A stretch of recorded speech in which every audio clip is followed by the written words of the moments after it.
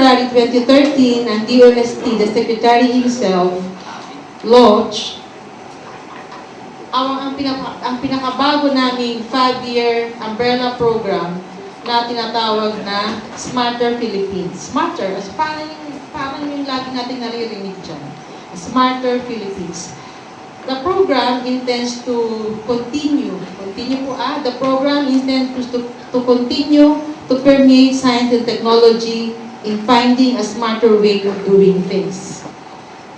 This mindset, as what the Honorable SLGM, ang aming secretary po ay Mario G. Montejo, we fondly call him SLGM. So this mindset, as what our Honorable Secretary had termed, is essential in making a great impact on improving the Filipinos' way of life. So ngayon po, ang event shall be centering in one or two of Smarter Philippines 6 major components. Marami po siyang components, pero sa activity na to, dalawang component ang nire-represent, yung smarter living at saka smarter people. Smarter people kasi this event at the same time is a training ground for our inventors.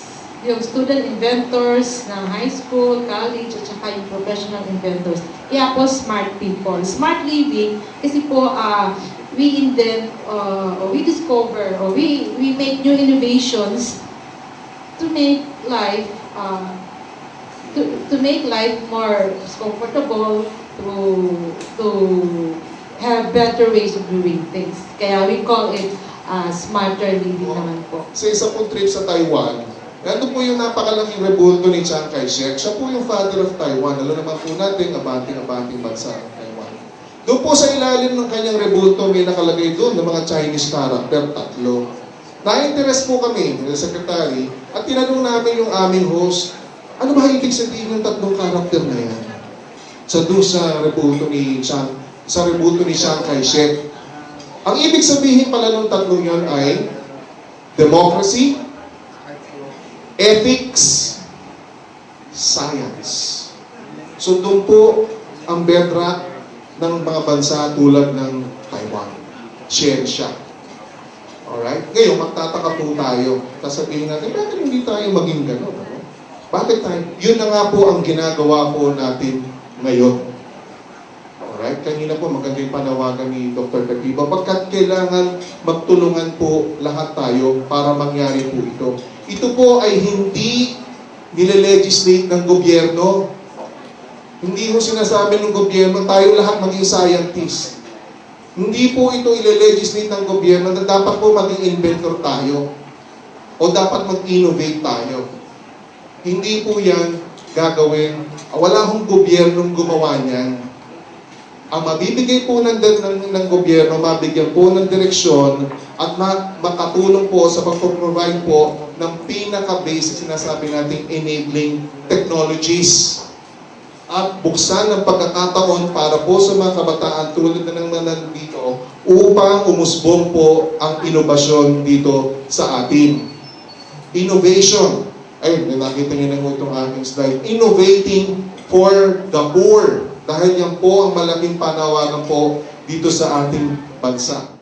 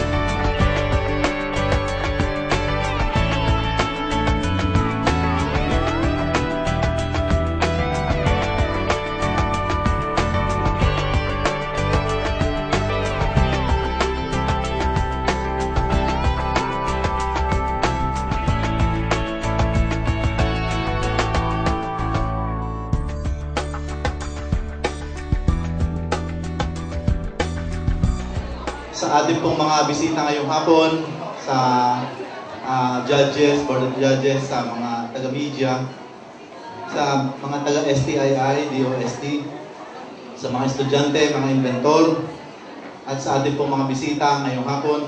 Magandang hapon po sa inyo lahat. Ang innovation po kasi is something that anybody would want to tweak on something na existing, no? Tweaking or tweak means to make a minor adjustment or fine-tune. Of course, for the better, no? And the premise is to solve an existing problem. Okay? Innovation, as we see, innovations for a smarter Philippines sa ating pong team. So, innovation is actually tweaking. It opens a lot of opportunities, and you can just imagine, believe, and think about, and think outside the box. Madali na lang po ito. It's about breaking the rules of conventional thinking and discovering what is possible through science and technology.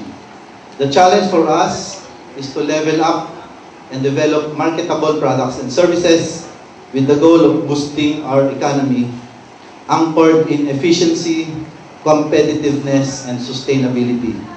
The word triumph is 99% try and 1% oomph.